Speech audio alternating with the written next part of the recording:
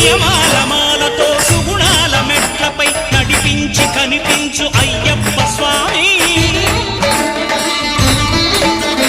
మకర సంక్రాంతి సజ్జోతివై అరుదించి మహిమలను చూపించు